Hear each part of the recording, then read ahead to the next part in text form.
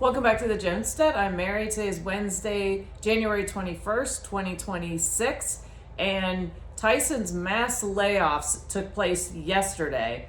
5,000 employees were being laid off at two different plants, one in Texas and one in Nebraska. Then these layoffs were actually announced in November, and I did a video about that, which I'll link below.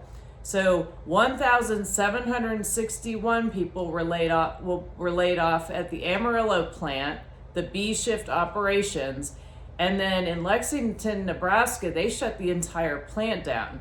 And so you had 3,212 people lose their jobs. And Lexington is a town of only 11,000 people. So the ripple effect of these layoffs and this plant closure is going to be significant. And they said this plant closure could actually end up costing to the tune of $3 billion, because keep in mind they're losing all of that taxes. Some of it I saw they were exempt from some of the taxes the plant was. But just overall, the number of families impacted and how that'll affect the shops in town and so on and so forth, and the schools and everything else.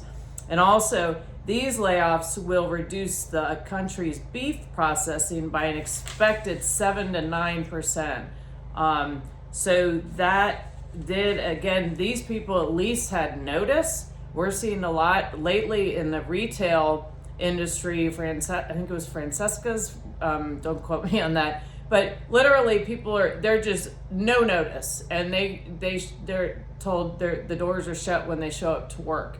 So at least these Tyson employees had a heads up about it, so they were able to prepare the best that they could, and the towns have an opportunity to prepare, but it's just devastating. And that's the type of thing that can really kill a small town. So you, in a town of 11,000, you lay off 3,212 people and then shut the whole plant down. That is really significant. And so hopefully, we'll see. There are a whole host of reasons for this going on, which I went into in previous videos. But again, those are significant losses for those towns and for that employment. And also, just in other economic news, it was reported, and Wolf Street had an article about this specifically. It was also reported on CNBC that the pending home sales dropped 9.3%. month over month, and it's the worst sales for any December on record. And you see the plunge here. This is during pending home sales index. This was during the pandemic, and look at where we are right now. So that's a concern, because the real estate industry is a huge economic driver throughout the country. And so there are a whole host of factors with that. The price of real estate is up, but also just the people, the employment and the state of our economy in the country overall is not healthy.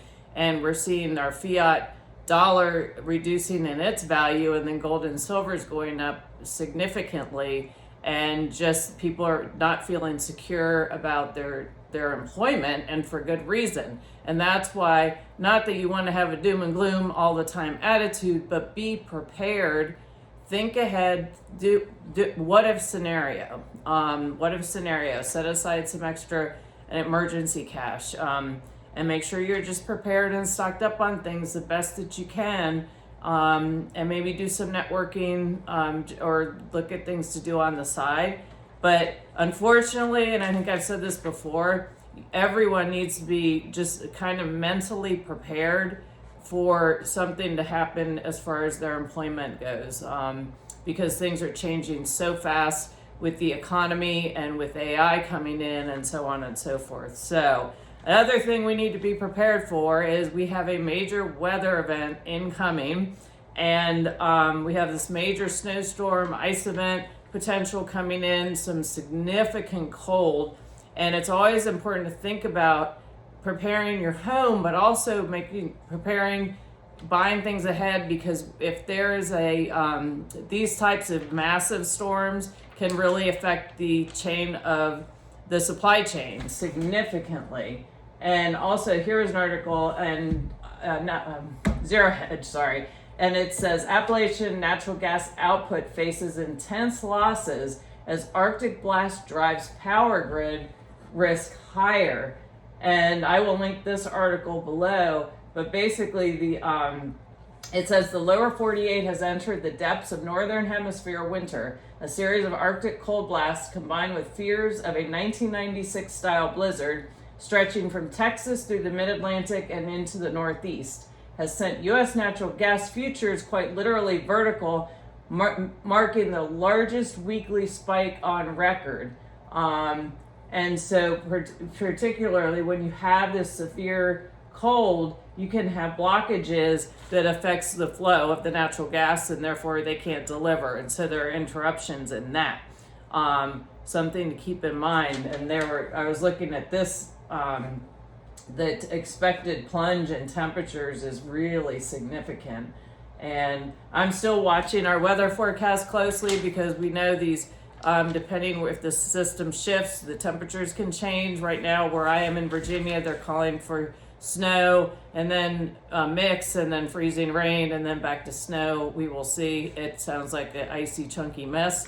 But just knowing this, without even the precipitation, knowing this below freezing weather is coming in, obviously leave your kitchen cabinets open or any of where your pipes are exposed to outside. Leave it dripping at night. That's just an easy way to prevent your pipes from bursting. If you think you might lose power and you don't have a generator, maybe make some extra ice, have it in your freezer to help keep your food cold, frozen longer until you get your power back on. Also, emergency candles, just they actually are a nice little heat source as well, and they burn. And have your extra flashlights. And stock up on things. Take the time now to do it. So, and just go out if you think you need to pick up a couple extra things, dog food. If you have children, small children, diapers, formula, things like that. And just pay attention, plan ahead, but just follow the weather forecast. There's a lot of, they get a lot of, what's the word I'm looking for?